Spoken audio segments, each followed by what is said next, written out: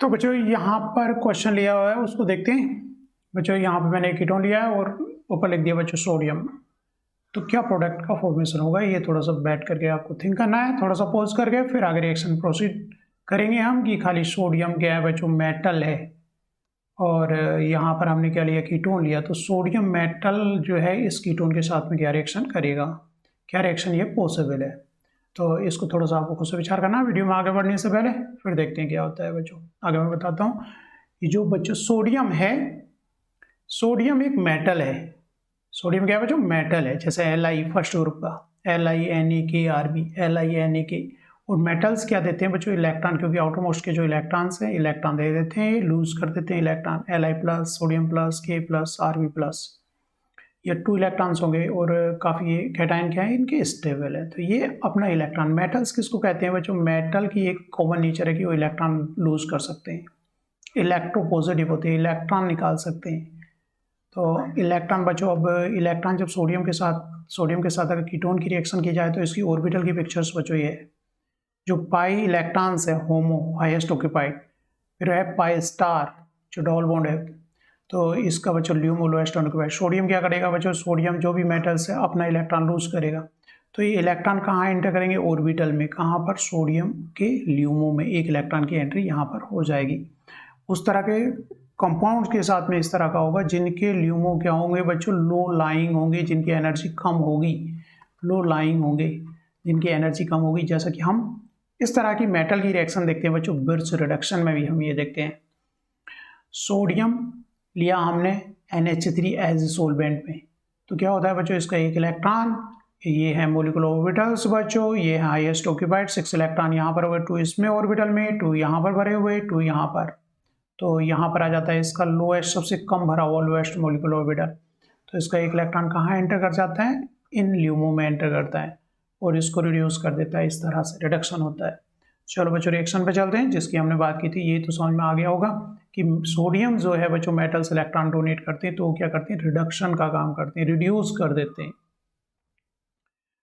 और इस तरह के कंपाउंड्स के साथ में रिएक्शन करते हैं जिनके जो ल्यूमो हैं वो थोड़े से लो लाइंग हो, लोअर एनर्जी के हो, तभी एंट्री हो पाएगी उनकी। अगर हायर एनर्जी के होंगे तो इलेक्ट्रॉन नहीं जा पाएगा उनमें। तो जैसे कीटोन हो गए, बेंजीन हो गई, तो उनके मेटल क्या है बच्चों, इलेक्ट्रॉन डोनेटिंग नेचर के, इलेक्ट्रॉन देंगे तो इनका क्या करेंगे, रिडक्शन करेंगे, रिडक्शन करेंगे। इतना क्लियर है। तो बच्चों देखते हैं आगे कि रिएक्शन में आगे फर्दर क्या होगी। फर्दर सोडियम हमने देखा बच्चों, सोडियम क्या करेगा, इलेक्ट्रॉन डोनेट करेगा। तो इलेक्ट्रॉन एक यहाँ पर जाएगा, इसमें इलेक्ट्रॉन एंट्री मारेगा इसके ल्यूमो में। तो इस बॉन्ड को हम क्या करें, ऑक्सीजन की तरफ को ब्रेकआउट कर दे रहे हैं। तो ऑक्सीजन पे निगेटिव, क्योंकि 2 इलेक्ट्रॉन इधर का है, तो यहाँ पर क्या हो गया, एनायन हो गया और यहाँ पर एक फ्री रेडिकल आ गया। लेकिन बच्चों अब फ्री रेडिकल, इसकी रिएक्शन यहाँ 2 इंपॉर्टेंट रिएक्शंस बन जाती है, 2 इंपॉर्टेंट रिएक्शन यहाँ से बन जाती है। और डिपेंड करेगा कि आगे फर्दर ये किस तरह से रिएक्शन करेगा। यहाँ क्या है, केवल कीटोन की रिएक्शन हमने किससे कराई, सोडियम और किसी मेटल से कराई है, उसने एक इलेक्ट्रॉन दिया, तो आपका ये जो है एनायन बन गया, फ्री रेडिकल एनायन बन गया। अगर बच्चों इसकी फर्दर प्रोटिक सोलवेंट के अंदर रिएक्शंस कराई जा रही हैं, सोडियम अगर हम ले रहे हैं Na और कोई एथेनॉल ले लिया, ETOH ले लिया, एथेनॉल के अंदर प्रोटिक सोलवेंट के अंदर रिएक्शन कराएं, तो बच्चों क्या हो जाता है, इसका रिडक्शन हो जाता है। एक जगह पे H, यहाँ पर भी H और OH।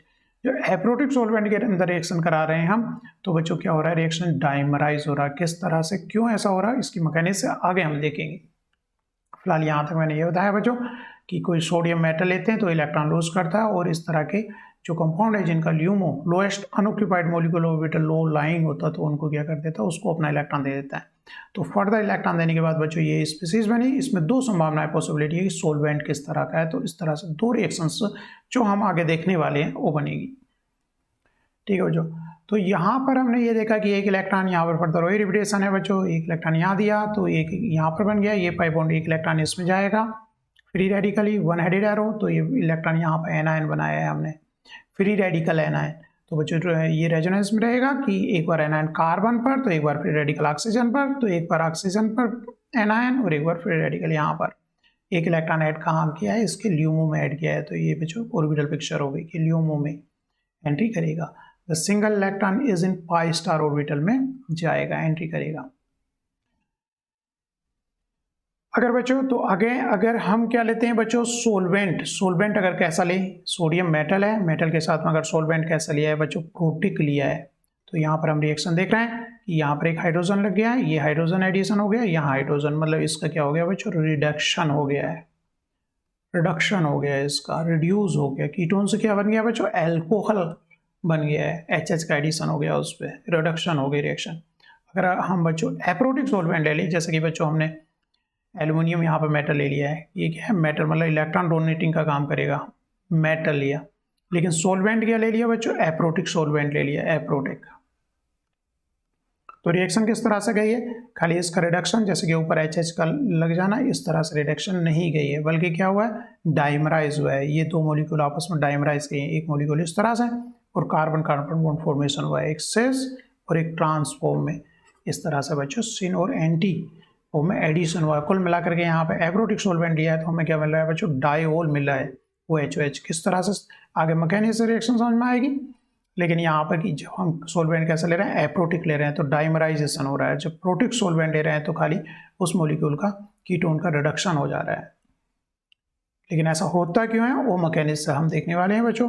तो मैकेनिक्स जब यहाँ पर प्रोटिक सोलवेंट हम ले रहे हैं तो बच्चों एक इलेक्ट्रॉन गया तो एनायन फ्री रेडिकल बना, एनायन फ्री रेडिकल जैसे कि एक बार ऑक्सीजन पे नेगेटिव तो यहाँ फिर रेडिकल, इसकी रेजोनेटिंग स्ट्रक्चर एक बार कार्बन पे एनायन और ऑक्सीजन फिर रेडिकल, तो ये क्या करेगा, anion can abstract to the proton, अगर प्रोटिक सोलवेंट लिया हुआ है, ठीक है, H+ यहाँ पर आकर के लग गया, और फिर रेडिकल फर्दर एक इलेक्ट्रॉन और आएगा मेटल से, तो ये एनायन बन गया फर्दर, क्योंकि सोलवेंट क्या लिया है, प्रोटिक लिया है, तो एक बार H फिर जो है बच्चों कहाँ पर लग गया, एक H यहाँ पर लग गया, तो यहाँ पर H लग गया और यहाँ पर H लग गया, कीटोन का क्या बन गया बच्चों, रिडक्शन हो गया, एल्कोहल बन गया, जब हमने इसके साथ में क्या लिया, प्रोटिक सोलवेंट लिया है। तो यहाँ पर कीटोन की फर्दर रिएक्शन जो है बच्चों क्या बना है, इसका फाइनल प्रोडक्ट क्या बन रहा है, जैसे कि ऊपर रिएक्शन है, सोडियम और एथेनॉल लिया है हमने, तो क्या बन रहा है हमारा, एक H यहाँ पर लग गया है और एक H यहाँ पर लग गया, एडिशन होकर के रिडक्शन हुआ है।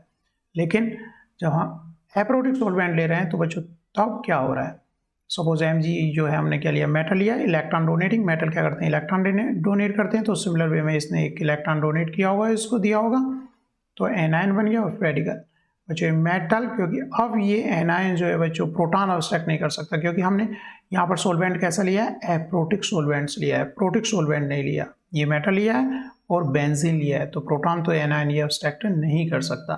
तो क्या है ये बच्चों इसके साथ क्या कर रहा है, कॉम्प्लेक्स बना रहा है, फ्री रेडिकल आपस में यहाँ पर कंबाइन कर जाएंगे, क्योंकि ये H+ से तो अब रिएक्शन नहीं कर सकते, इस तरह से ये प्रोटॉन अब्स्ट्रैक्ट नहीं कर सकते, क्योंकि सोलवेंट में क्या है, एप्रोटिक सोलवेंट हमारा रिएक्शन के अंदर है, जैसे कि बच्चों बेंजीन हो गई, यहाँ पे एथेनॉल लेते तो उस तरह की रिएक्शन जा सकती फिर, ठीक है। लेकिन यहाँ पर ये दोनों एनायन क्या करें, कॉम्प्लेक्स, तो क्लोज आ गए, क्लोज आने से क्या करेंगे बच्चों, आपस में कंबाइन करके कार्बन कार्बन बॉन्ड का फॉर्मेशन हो गया, जो हाइड्रोलाइज होकर के मेटल ब्रेक करेगा बॉन्ड, तो इधर को ही ब्रेक करेगा ऑक्सीजन की तरफ को, तो इस तरह से डायोल का फॉर्मेशन होता है। हम क्या लेते हैं बच्चों, एप्रोटिक सोलवेंट्स लेते हैं, प्रोटिक सोलवेंट लेते हैं, तो बच्चों के लिए अगर एप्रोटिक सोलवेंट लेते हैं तो इस तरह से रिएक्शन की पॉसिबिलिटी क्या बनी है, डाइमराइजेशन की बनी है, और पिनाकोल प्रोडक्ट का फॉर्मेशन हुआ, पिनाकोल मतलब हाइड्रोक्सी ग्रुप बच्चों एडजेसेंट पर लगे हैं। तो बच्चों इस तरह से पिनाकोल टैक्सोल में हमने TiCl3 जिंक ऑब्लिक कॉपर लिया है बच्चों, TiCl3 और जिंक कॉपर बच्चों, यहाँ पर रिएक्शन क्या हो रही है, TiCl3 के साथ हम कोई भी रिड्यूसिंग एजेंट ले ले रहे हैं, रिड्यूसिंग एजेंट इस साल्ट को किस में चेंज कर दे रहा है, टाइटेनियम के साल्ट को Ti3+ है, Cl3 लगाया तो इसको किस में चेंज कर दे रहा है, इसकी जीरो ऑक्सीडेशन स्टेट में चेंज कर रहा है। तो कोई भी रिड्यूसिंग एजेंट ले रहे हैं तो रिड्यूसिंग एजेंट जैसे कि यहाँ पर लिया हुआ है जिंक कॉपर लिया हुआ है, या फिर और क्या ले सकते हैं बच्चों, कोई और लिथियम एल्यूमिनियम हाइड्राइड ले सकते हैं। तो TiCl3 साल्ट को पहले किसमें, Ti0 में, अब मेटल बन गया, और मेटल इन कीटोन के साथ में रिएक्शन करेगा किस वे में, जैसे कि यहाँ पर हमने मैकेनिक्स दी, मेटल जो है titanium Ti zero oxidation electron देगा, फिर इस तरह से आपस में कॉम्प्लेक्स बना करके ये कार्बन कार्बन बॉन्ड का फॉर्मेशन डायोल बनेगा। तो यहाँ पर बच्चों क्या बन गया, डायोल का फॉर्मेशन यहाँ पर हो गया। यहाँ इंपॉर्टेंट बात क्या है बच्चों, titanium metal that is source of electron, यहाँ पर टाइटेनियम है जो सोर्स ऑफ मेटल का है, जिंक को कॉपर क्या कर रहे हैं, इसको रिड्यूस कर रहे हैं, इसको किस में लेके जा रहे हैं, टाइटेनियम जीरो ऑक्सीडेशन स्टेट में लेके जा रहे हैं। Is produce during the reaction by reduction of TiCl3 इस साल्ट के साथ, टाइटेनियम के साल्ट के साथ using zinc copper mixture. This reaction in fact unusual, ये रिएक्शन क्या है बच्चों, अनयूजुअल है। बिकॉज जैसे कि हम नीचे देखें, pinacol reaction using titanium don't normally stop at diol, reaction जो है डायोल पे स्टॉप नहीं होती बल्कि इसके आगे जाती है। तो ये वाली रिएक्शन डायोल पे जो स्टॉप हुई है विद टाइटेनियम, अब मैं Mg या सोडियम की बात नहीं कर रहे हैं, उनमें रिएक्शन जो डायोल पे ही रुक जाती है, लेकिन टाइटेनियम के साथ रिएक्शन आगे जाती है। बहुत इंपॉर्टेंट रिएक्शन है, उसको आगे देखने वाले हैं। और ये रिएक्शन कहलाती है मकमरी रिएक्शन। बच्चों क्या कहलाती है, टाइटेनियम TiCl3 के साथ मकमरी रिएक्शन कहलाती है, इंपॉर्टेंट रिएक्शन है। Titanium can use as a metal source of electron in pinacol reaction. जब टाइटेनियम हम एज ए इलेक्ट्रॉन डोनर का सोर्स के तौर पर हम उसको लेते हैं तो, और ये अनलाइक मैग्नीशियम या एल्यूमिनियम उसकी तरह नहीं रहते। यहाँ पर तो मैग्नीशियम और एल्यूमिनियम रहते हैं, तो हमारा प्रोडक्ट जो मिलेगा क्या बनता है बच्चों, डायोल प्रोडक्ट मिल जाता है। बट टाइटेनियम रिएक्ट्स फर्दर, आगे फर्दर रिएक्शन करेगी डायोल प्रोडक्ट से टू गिव एल्कीन। हमें क्या मिलती है, एल्कीन मिलती है। डायोल ना मिल करके हमें क्या मिलता है, प्रोडक्ट। जैसे कि यहाँ पर टाइटेनियम TiCl3 लिया है, लिथियम एल्यूमिनियम हाइड्राइड यहाँ पर क्या है बच्चों, रिड्यूसिंग एजेंट है। वो क्या कर रहा है, lithium aluminium hydride reducing agent है, TiCl3 को चेंज कर रहा है टाइटेनियम, और टाइटेनियम इलेक्ट्रॉन का सोर्स है जो कि इलेक्ट्रॉन इसको देगा। तो बच्चों इस तरह से ये क्या करेगा, टाइटेनियम एज इलेक्ट्रॉन सोर्स है, यहाँ पर इलेक्ट्रॉन देगा। और सोलवेंट यहाँ पर एप्रोटिक सोलवेंट यूज हुआ होगा, तो जो फ्री रेडिकल मिलेंगे वो प्रोटॉन तो स्ट्रक्ट कर नहीं पाएंगे।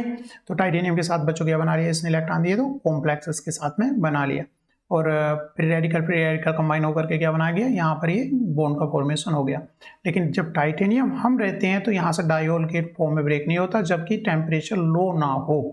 लोअर टेम्परेचर पर ही इसको डायोल बनाया जाता है। हायर टेम्परेचर पर टाइटेनियम के साथ में रिएक्शन डायोल फर्दर होती है, जिसकी मैकेनिज्म पूरी क्लियर नहीं है बच्चों। Then proceed to deoxygenated diol by mechanism not fully understood, उसकी मैकेनिज्म फुली अंडरस्टूड नहीं है, लेकिन हम इस तरह से इसको मान सकते हैं कि ये फ्री रेडिकली ब्रेक होकर के क्या बना देता है, एल्कीन बना देता है। और ये ऑक्सीजन जो किसके साथ चले गए बच्चों, मेटल के साथ चले गए। तो हमारी रिएक्शन फर्दर कहाँ पे जाती है, एल्कीन पे जाती है, जब हम क्या लेते हैं, TiCl3 लेते हैं। लेकिन इसके साथ कोई रिड्यूसिंग एजेंट हमें लेना पड़ता है, जैसे कि यहाँ पर ले रहे हैं जिंक कॉपर ले रहे हैं, और या फिर क्या ले रहे हैं, लिथियम एल्यूमिनियम हाइड्राइड ले रहे हैं, जो TiCl3 को टाइटेनियम में चेंज कर दे रहा है। और टाइटेनियम इलेक्ट्रॉन डोनर का काम कर रहा है, जो फिर रेडिकल आपस में कंबाइन करते हैं, ठीक है। और कंबाइन करके बच्चों क्या हो जाता है, डीऑक्सीजनेटेड हो जाते हैं, डीऑक्सीजनेटेड हो जाते हैं। डायोल पे रिएक्शन ना रुक करके क्या बना दी, एल्कीन बना दी। ये मकमरी रिएक्शन है। आगे कुछ एग्जाम्पल से और ज़्यादा बच्चों क्लियर हो गई है। जैसे कि हमने ये कंपाउंड लिया TiCl3 जिंक कॉपर लिया, जिंक कॉपर क्या रिड्यूसिंग एजेंट है, TiCl3 को किस में चेंज कर देगा, टाइटेनियम 0 में, वो इलेक्ट्रॉन सोर्स का काम करेगा। तो बच्चों क्या बना, डायोल, ये कॉम्प्लेक्स बन गया इस तरह से। और ये फर्दर क्या करेगा बच्चों, ये ब्रेकआउट हो जाता है कि इसमें ये ऑक्सीजन ऊपर चलेगा, एल्कीन का फॉर्मेशन यहाँ पर होता है टाइटेनियम के साथ में। इन जनरल रिएक्शन कहाँ पे जाकर रुकती है, एल्कीन इस तरह से बनता है बच्चों। यहाँ पर 2 मॉलिक्यूल डाइमराइज प्रोडक्ट यहाँ पर मिले हैं। फर्दर बच्चों क्या हो सकती है, इंट्रामोलिकुलर भी हो सकती है, ये कीटोन और ये एल्डिहाइड आपस में कंबाइन होकर के बच्चों ये डबल बॉन्ड्स का फॉर्मेशन हो गया, ठीक है। TiCl3 मैकेनिज्म हमने ऊपर देखी है किस तरह से, टाइटेनियम इलेक्ट्रॉन देगा एक इलेक्ट्रॉन, और उसके साथ कॉम्प्लेक्स बनाएंगे Ti के साथ में। और जिंक कॉपर या फिर यहाँ लिथियम एल्यूमिनियम हाइड्राइड भी लिखा हो सकता है, जो TiCl3 को रिड्यूस करता है Ti0 में। तो बच्चों यहाँ पर हमने काफ़ी इंपॉर्टेंट रिएक्शन बच्चों मकमरी रिएक्शन देखे। और यहाँ पर बच्चों मकमरी क्या केस में चेंज करता है बच्चों, एल्कीन में चेंज कर देता है कीटोन को, डाइमराइज हो जाता है। लेकिन अगर दूसरे मेटल्स लें, एल्युमिनियम या मैग्नीशियम, तो हमारा क्या बनाते हैं, इन जनरल डायोल बनाते हैं, डायोल का फॉर्मेशन हो करते हैं। जैसे कि यहाँ पर देखा एल्युमिनियम और एप्रोटिक सोलवेंट डाइमराइजेशन होता है। अगर प्रोटिक सोलवेंट हो जाता है बच्चों, तो प्रोटिक सोलवेंट में तो क्या होता है, रिडक्शन होता है। जैसे कि हमने बच्चों कौन सी रिएक्शन देखी, ये रिएक्शन देखी हमने, सोडियम एथेनॉल हमने लिया है, तो उसके साथ उसका क्या हो गया, रिडक्शन हो गया है, जिसको क्या बोल रहे हैं, वैलिड प्लैंक रिडक्शन, ठीक है। एप्रोटिक सोलवेंट लिया है बच्चों, तो इसका रिडक्शन हुआ है। एप्रोटिक सोलवेंट लेते हैं तो क्या हो जाता है, इसमें डाइमराइजेशन हो जाता है। लेकिन TiCl3 के साथ, टाइटेनियम ट्राइक्लोराइड के साथ में, और विद रिड्यूसिंग एजेंट, तो यहाँ पर डायोल पर रिएक्शन ना रुक करके फर्दर बच्चों एल्कीन में चेंज हो जाता है, जैसे कि हमने यहाँ पर नीचे वाले एग्जाम्पल्स में देखा। जैसे कि बच्चों यहाँ पर मकपरी में क्या देखा, ये इसमें चेंज हो जाता है। बीजा प्रोडक्ट यही बनता है। अगर लोअर टेम्परेचर पर इस रिएक्शन को कराओगे तभी डायोल टाइटेनियम के साथ लोअर टेम्परेचर पर ही हमारा डायोल प्रोडक्ट मिलेगा, लेकिन नॉर्मल टेम्परेचर्स पर या हाई टेम्परेचर पर हमारा ये फर्दर जो है ऑक्सीजन बच्चों, ये फर्दर कंपाउंड जो है डीऑक्सीजनेटेड हो जाता है और क्या बना लेता है, एल्कीन का फॉर्मेशन ये कर लेता है।